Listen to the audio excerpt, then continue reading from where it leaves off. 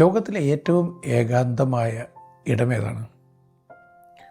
Point Nemo എന്ന് നിങ്ങൾ കേട്ടിട്ടുണ്ടോ എന്നെനിക്കറിയില്ല.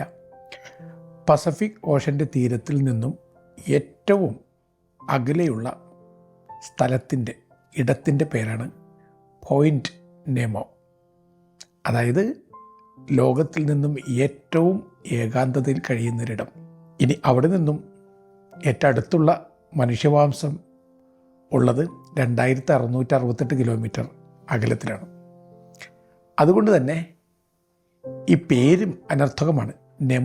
നെമോ എന്ന ലത്തീൻ പദത്തിൻ്റെ അർത്ഥം നത്തിങ്, നോബഡി എന്നാണ്. എന്നെ കേട്ടുകൊണ്ടിരിക്കുന്ന പ്രിയപ്പെട്ടവരെ, ജീവിതത്തിൽ ഒന്നുമല്ലാത്തവരായി പെട്ടെന്ന് മാറിയ അനുഭവങ്ങൾ നിങ്ങൾക്കുണ്ടോ? ഉണ്ടായിട്ടുണ്ടാകാം. റൂത്തിൻ്റെ പുസ്തകത്തിൽ ഇങ്ങനെ പറയുന്നുണ്ടല്ലോ, എല്ലാം തികഞ്ഞവളായി വന്നവളാണ്, പക്ഷേ ഒന്നുമില്ലാത്തവളെ പോലെയായി ഞാൻ മാറിപ്പോയി. ഇങ്ങനെയുള്ള അനുഭവങ്ങൾ നമുക്ക് എല്ലാവർക്കും ഉണ്ടാകാറുണ്ട്. തീർത്തും വിലകെട്ടവരായി മാറിപ്പോയി. പണ്ട് വിലയുള്ളവരായിരുന്നു, പണ്ട് ആൾക്കൂട്ടം കൂടെ ഉണ്ടായിരുന്നു, ആൾക്കൂട്ടത്തിൽ തനിയായിപ്പോയി. ഇങ്ങനെയുള്ള അനുഭവങ്ങൾ നമുക്കൊക്കെ ധാരാളമുണ്ട്. ടർക്കിയിലെ അങ്കോറ എന്ന സ്ഥലത്ത് കൗതുകമുണർത്തുന്ന പേരുള്ള ഒരു ലൈബ്രറി ഉണ്ട്.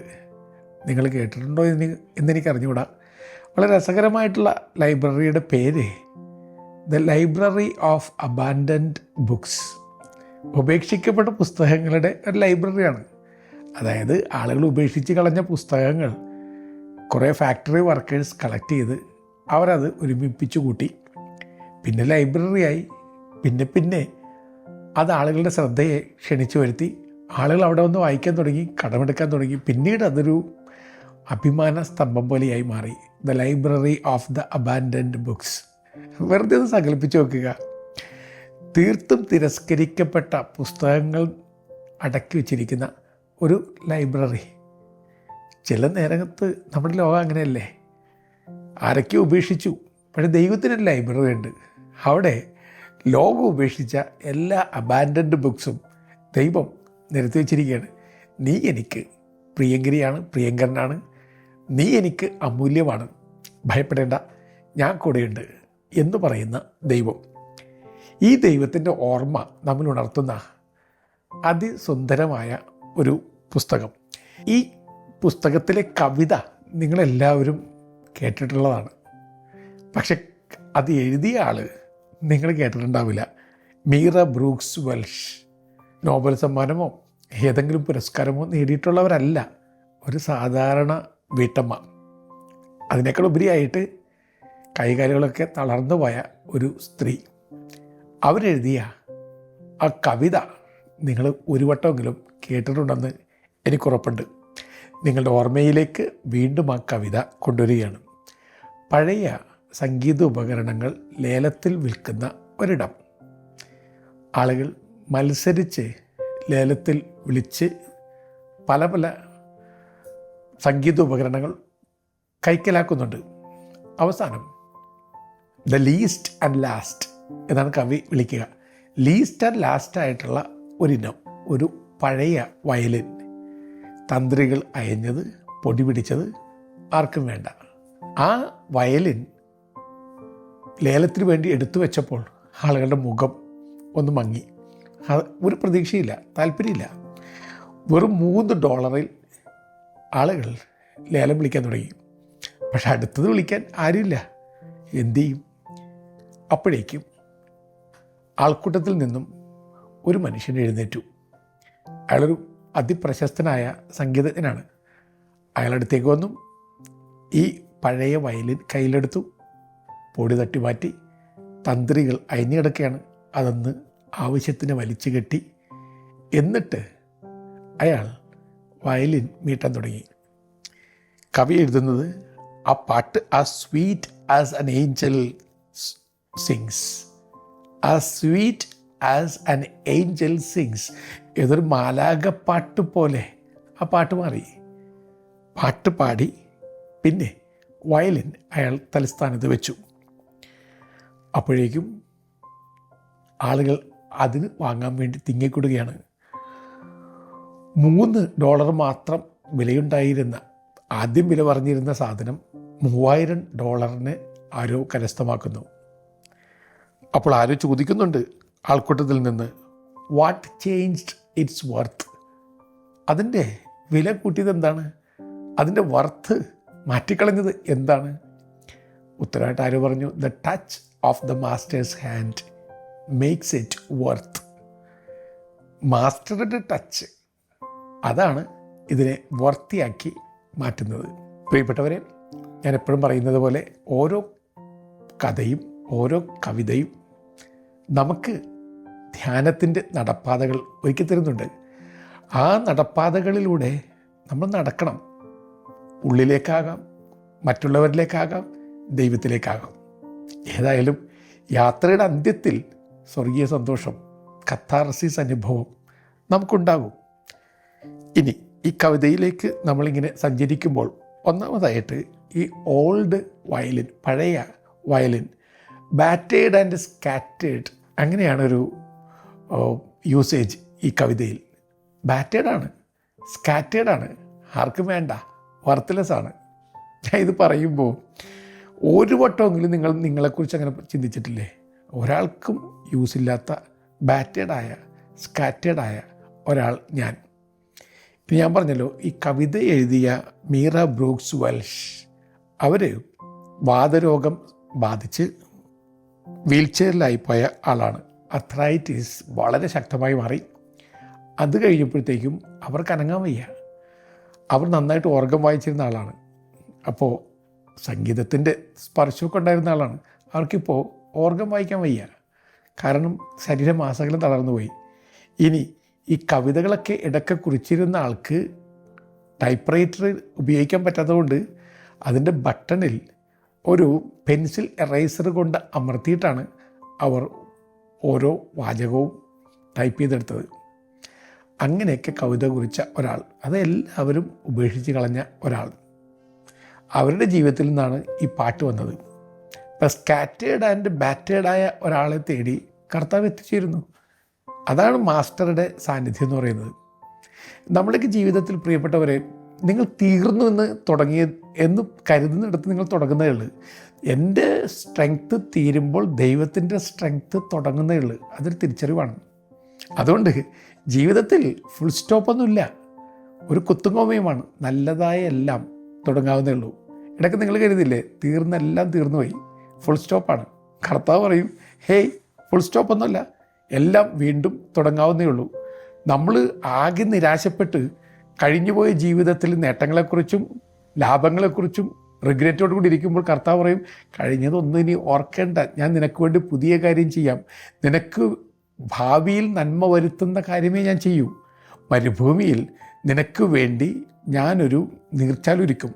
വിജനതയിൽ നിനക്ക് വേണ്ടി ഞാൻ ഒരു വഴിവെട്ടി ഒരുക്കും. നിനക്ക് നഷ്ടപ്പെട്ടു പോയ തപ്പ് ഞാൻ വീണ്ടെടുത്ത് തരും. നിൻ്റെ അധരങ്ങളിൽ ഞാൻ വീണ്ടും ഒരു സങ്കീർത്തനം നിക്ഷേപിക്കും. നിൻ്റെ പാട്ടും നിൻ്റെ ആട്ടവും ഞാൻ വീണ്ടെടുത്ത് തരും. ഭയപ്പെടേണ്ട, ഞാൻ നിൻ്റെ കൂടെയുണ്ട്. നീ എനിക്ക് അമൂല്യനാണ്. ഇതിനപ്പുറത്തേക്ക് വേറെ വല്ലതും വേണോ എൻ്റെ പ്രിയപ്പെട്ടവരെ? അപ്പോൾ അതുകൊണ്ട് ബാറ്റഡ് ആൻഡ് സ്കാറ്റേഡ് ആയിട്ട് എല്ലാവരും മാറാറുണ്ട് എന്ന് ഒന്ന് മനസ്സിലാക്കുക. എൻ്റെ മനസ്സിലേക്ക് പെട്ടെന്ന് വരിക, മനിലയിൽ ഞാൻ പരിചയപ്പെട്ട ജോ എന്ന് പേരായ പയ്യനാണ്. അവൻ ഓർഗനൈസറാണ്, ഓൾറൗണ്ടറാണ്, ഡാൻസറും സിംഗറും നന്നായിട്ട് പന്ത് കളിക്കുന്ന ആളും ഒക്കെയാണ്. അവൻ പെട്ടെന്ന് വാതരോഗം വന്നവനായിട്ട് മാറി. അവൻ്റെ ഒരു കാല് വല്ലാതെ ശോഷിച്ചു പോയി. പിന്നെ പൊയ്ക്കാലിലൊക്കെ നടക്കേണ്ട അവസ്ഥയാണ്. അപ്പോൾ ഇവൻ ഒരു പെൺകുട്ടിയെക്കുറിച്ച് കേട്ടു. അവൾക്ക് ബ്രസ്റ്റ് ക്യാൻസർ വന്നത് നിമിത്തം അവളുടെ ബ്രസ്റ്റ് റിമൂവൽ നടത്തി. അതോട് വളരെ ഡിപ്രസ്ഡാണ്. ഇവൻ ഈ പൊയ്ക്കാലിൽ അവളെ കാണാൻ ചെല്ലുന്നു. ഇവൾ സ്വയം മറക്കാൻ ശ്രമിച്ചുകൊണ്ട് വലിയ ഫാസ്റ്റായിട്ടുള്ള ഏതോ ഒരു റോക്ക് മ്യൂസിക്കൊക്കെ ഇട്ട് അങ്ങനെ ഇരിക്കുകയാണ്. സ്വയം മറക്കാൻ വേണ്ടിയാണ് പുറത്ത് സ്വരം കൂട്ടിയത്. ഇവൻ അവിടെ ചെന്നു. എന്നിട്ട് ഈ പൊയ്ക്കാല് അഴിച്ചു മാറ്റി. എന്നിട്ട് ഒറ്റക്കാലിൽ നൃത്തം ആരംഭിച്ചു. അവൾ പൊട്ടിച്ചിരിച്ചു പോയി. ഇവൾ ചിരിക്കാൻ മറന്നുപോയ പെൺകുട്ടിയാണ്. എന്നിട്ട് പറഞ്ഞു, Jo, if you can dance I can start singing. നിനക്ക് നൃത്തം ചെയ്യാൻ പറ്റുമെങ്കിൽ എനിക്കിനി പാടാൻ പറ്റും. അവൾ പാട്ട് വീണ്ടെടുത്തു. അവൻ ജീവിതം വീണ്ടെടുത്തു. പ്രിയപ്പെട്ടവരെ, സ്കാറ്റേഡ് ആൻഡ് ബാറ്റേഡ് ആണ്. അങ്ങനെയുള്ള നമ്മളെ തേടി മാസ്റ്റർ വരും. ഇനി ഈ കവിതയിലെ ഈ മാസ്റ്ററുടെ പ്രതീകാത്മകത ദൈവം തന്നെയല്ലേ. അതായത് വിലയറ്റതിനെ വിലയുറ്റതാക്കി മാറ്റാൻ കർത്താവിൻ്റെ ഒരു തൊടൽ മാത്രം മതിയല്ലോ. പാപിനിയായി വീണെടുക്കുന്ന പെൺകുട്ടിയോട് ഈശോ എന്താ പറയുക? മന്ത്രം പോലെയാണ്. Get up, go home, sin no more. ഇതൊരു സുന്ദരമായ 3 കാര്യങ്ങളാണ്. ഗെറ്റപ്പ്, എഴുന്നേക്ക് മോളെ. ഗോ ഹോം, നിൻ്റെ വീട്ടിലേക്ക് പോ. വീടെന്ന് പറയുന്നത് ഒരാളുടെ ഏറ്റവും വലിയ സാധ്യതയുടെ പേരാണ്, ഒരാളുടെ ഔന്നത്യത്തിൻ്റെ പേരാണ്, ഒരാൾ എത്തിച്ചേരേണ്ട ഇടത്തിൻ്റെ പേരാണ്. So get up, go home, sin no more. വീഴ്ചയിനെ ആവർത്തിക്കാതിരിക്കാൻ, വീണ്ടും തെറ്റാതിരിക്കുക. അപ്പോൾ അതൊരു വലിയ പാഠമാണ്. ആരും റിത്തമാറ്റിക്കായിട്ട് എഴുതിയിട്ടുണ്ട്. Having problem in your life is not a problem. Thinking having problem is a problem is the problem. പ്രശ്നമല്ല പ്രശ്നത്തിലെ പ്രശ്നം. പ്രശ്നം ഒരു പ്രശ്നമാണെന്ന് കരുതുന്ന പ്രശ്നം മാത്രമാണ് പ്രശ്നത്തിലെ ഏക പ്രശ്നം. അതല്ലേ പ്രശ്നം, അതാണ് പ്രശ്നം. പ്രിയപ്പെട്ട ചങ്ങാതി, അങ്ങനെയാണെങ്കിൽ ഈ പ്രശ്നത്തെക്കുറിച്ച് ഒരുപാടൊന്നും ചിന്തിച്ചിരിക്കണ്ട. നിങ്ങളുടെ ജീവിതത്തിലെ ഏക പരാജയം എന്താണ്? പരാജയത്തിലെ ഏക പരാജയം പരാജയത്തിൽ നിന്ന് പാഠം പഠിക്കാനുള്ള പരാജയം മാത്രമാണ്. അപ്പോൾ പാഠമൊന്നും പഠിച്ചില്ല, അതൊരു പരാജയമാണ്. വേറൊരു പരാജയം ജീവിതത്തിൽ ഉണ്ടായിട്ടില്ല. അങ്ങനെയാണെങ്കിൽ കർത്താവ് പറയുന്നുണ്ട്, ഗെറ്റപ്പ്, എഴുന്നേക്ക്, എന്നിട്ട് വീട്ടിലേക്ക് യാത്രയാവുക. ഇനി തെറ്റ് ചെയ്യാതിരിക്കുക.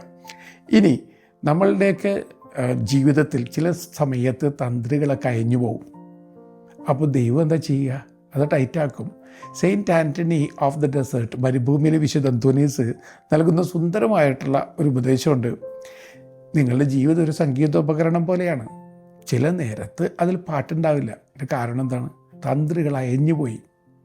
അപ്പോൾ നിങ്ങളെന്താണ് ചെയ്യേണ്ടത്? അദ്ദേഹം പറഞ്ഞു തരുന്നു, നിങ്ങളുടെ തന്ത്രികൾ ടൂ ലൂസാക്കാതിരിക്കുക. ലൂസാക്കി കഴിഞ്ഞാൽ പാട്ടില്ല.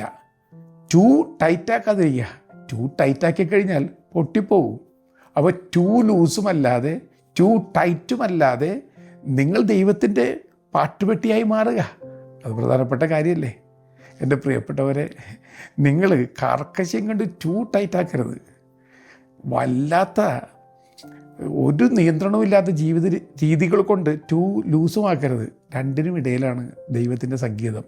ദൈവത്തിൻ്റെ പാട്ട് കേൾക്കണമെങ്കിൽ ടൂ ടൈറ്റാകരുത്, ടൂ ലൂസാകരുത്.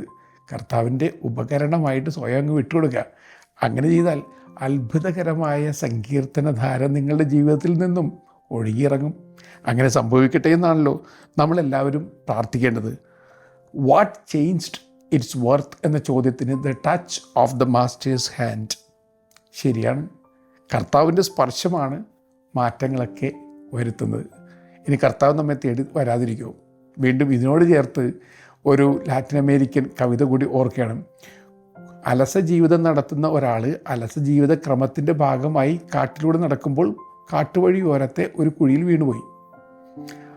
ആരും സഹായത്തിനെത്തിയില്ല. അയാളെ തേടി കർത്താവ് എത്തി. കർത്താവ് എത്തുമല്ലോ. കർത്താവ് വലിയ പ്രസംഗമൊന്നും പറഞ്ഞില്ല, നേരെ കുഴിയിലേക്ക് ചാടിയിറങ്ങി. എന്നിട്ട് ഇയാളോട് പറഞ്ഞു, കുഴി കയറണ്ടേ? വേണം വേണം കർത്താവേ. കർത്താവ് 2 കൈ നീട്ടിപ്പിടിച്ചു. എന്നിട്ട് പറഞ്ഞു, എൻ്റെ തോളത്തി ഓട്ടുക, എന്നിട്ട് നീ രക്ഷപ്പെട്ടേക്കുക. ഇവൻ വേറെ ഒന്നും ചിന്തിച്ചില്ല. ജീവൻ മരണ പോരാട്ടം പോലെയാണ്. കർത്താവിൻ്റെ തോളത്ത് ചവിട്ടി കുഴി കയറി. അപ്പം തിരിഞ്ഞു നോക്കിയപ്പോൾ കർത്താവ് സ്വയം കുഴിയിൽ നിന്നും കരയേറാൻ ശ്രമിക്കുകയാണ്. ചെറിയ ചെറിയ മുറിവൊക്കെ വന്നിട്ടുണ്ട്. അപ്പോൾ ഇയാൾക്ക് സങ്കടം വന്നു. ഇയാൾ ചോദിച്ചു, കർത്താവ് വേദന ഉണ്ടല്ലേ? അപ്പോൾ കർത്താവ് എന്താ പറയുക? When I love someone I don't count how many wounds I get, I only count how many wounds I heal. ഞാൻ സ്നേഹിക്കുമ്പോൾ എനിക്ക് എത്ര മുറിവുണ്ടായെന്ന് എണ്ണാറില്ല. ഞാൻ സ്നേഹിക്കുമ്പോൾ എത്ര മുറിവ് ഉണക്കി എന്ന് മാത്രമേ എണ്ണാറുള്ളൂ. സത്യമല്ലേ? കർത്താവ് മുറിവും എണ്ണിയിരിക്കുന്ന ആളാണോ? കർത്താവ് മുറിവ് ഉണക്കുന്നതിനെക്കുറിച്ച് മാത്രം ചിന്തിക്കുന്ന ആളല്ലേ? മുറിവുണക്കി എന്നൊരു ചെടിയുണ്ട്. ആ മുറിവുണക്കിയായി മാറുന്നത് അതിൻ്റെ നീര് നമ്മൾ ഉപയോഗിക്കുമ്പോഴാണ്. കർത്താവ് മുറിവുണക്കിയായി മാറുന്നത് ചോരയും നീരും പകർന്ന് നൽകിക്കൊണ്ടാണ്. അപ്പോൾ അങ്ങനെയാണെങ്കിൽ എൻ്റെ പ്രിയപ്പെട്ടവരെ, ലാസ്റ്റ് ആൻഡ് ലീസ്റ്റ് ആണ് എന്ന് നിങ്ങൾ കരുതി നിങ്ങളെ തന്നെ തള്ളിക്കളയാതിരിക്കുക. എപ്പോഴും അടഞ്ഞ വാതിലിനപ്പുറത്ത് ഒരു പുലരിയുണ്ട്. അവിടെ പുലരിവട്ടം കാത്തിരിക്കുന്നുണ്ട്. ഇരുട്ടുമുറയൊക്കെ തുറന്ന് വീണ്ടും ജീവിതത്തിലേക്ക് പ്രവേശിക്കുക. ലേലത്തിന് വേണ്ടി ഓടിക്കൂടിയിരിക്കുന്ന ആൾക്കൂട്ടത്തെ സൂചിപ്പിക്കാൻ കവി ഉപയോഗിച്ചിരിക്കുന്ന പദപ്രയോഗങ്ങൾ രസകരമാണ്. ഓപ്ഷൻഡ് ചീപ്പ് ടു ദ തോട്ട്ലെസ് ക്രൗഡ് എന്നാണ് അവർ കുറിക്കുന്നത്. അത് വളരെ ചീപ്പായി ലേലത്തിലെടുക്കാൻ വന്നിരിക്കുന്ന തോട്ട്ലെസ് ആയിട്ടുള്ള ക്രൗഡ്, ചിന്തിക്കാത്ത മനുഷ്യർ. ഇനി നിങ്ങളുടെ ജീവിതത്തിലേക്കൊന്ന് പ്രവേശിക്കുക. എത്ര സമയം ഒട്ടും ചിന്തിക്കാത്ത ആൾക്കൂട്ടത്തിൽ നിങ്ങൾ വിവസ്ത്രരായി മാറിയിട്ടുണ്ട്. ചമ്മട്ടേടി, കുരിശുമരണത്തിന് വേണ്ടിയുള്ള ഒരുക്കം നിങ്ങളും അനുഭവിച്ചിട്ടുണ്ട് ചെറിയ തോതിലെങ്കിലും. അപ്പോൾ ഈ ക്രൗഡ് എപ്പോഴും ഇങ്ങനെയൊക്കെ തന്നെയാണ്. ക്രൗഡാണല്ലോ കർത്താവിനെ ക്രൂശിക്കുക എന്ന് അലറി വിളിച്ച് പറഞ്ഞത്. തോട്ട്ലെസ് ക്രൗഡ്, ചിന്തിക്കാത്ത ആൾക്കൂട്ടം. ഗാന്ധിജിയെ കൊന്നതും ലിങ്കനെ കൊന്നതും ഒക്കെ ഈ തോട്ട്ലെസ് ക്രൗഡാണ് എന്ന് ഓർക്കുക. സെയിൻറ്റ് ഫ്രാൻസിസ് അസീസിയൊക്കെ സ്വന്തം ആശ്രമത്തിൽ നിന്ന് പുറത്താക്കിയതും ഈ തോട്ട്ലെസ് ക്രൗഡാണ്. അല്ലെങ്കിൽ മഹത്തായ വഴികളിലൂടെ നടന്ന എല്ലാവരെയും തോട്ട്ലെസ് ക്രൗഡ് തന്നെയാണ് ഇല്ലാതാക്കിയിട്ടുള്ളത്. അതുകൊണ്ട് എൻ്റെ പ്രിയപ്പെട്ട ചങ്ങാതി, നിങ്ങളെ ഒരാൾക്കൂട്ടം വല്ലാതെ കൊച്ചാക്കുകയാണെങ്കിൽ നിങ്ങൾ അധികം വിഷമിക്കേണ്ട. കാരണം അവർ എല്ലാ വാതിലുകളും അടക്കുമ്പോഴും ദൈവം നിങ്ങൾക്ക് വേണ്ടി ഒരു വാതിൽ തുറന്നു വെച്ചിട്ടുണ്ട്. ഇനി ഈ ക്രൗഡിൽ കർത്താവിൻ്റെ ആറ്റിറ്റ്യൂഡ് എന്താണ്? ഞാൻ ഇടയ്ക്ക് ചിന്തിക്കാറുണ്ട്, ഞാനും ഈശോയും തമ്മിലുള്ള വലിയ വ്യത്യാസം എന്താണ്? ഈശോ ഒരു ആൾക്കൂട്ടത്തിൽ പോലും ഒരാളെ കണ്ടെത്തി.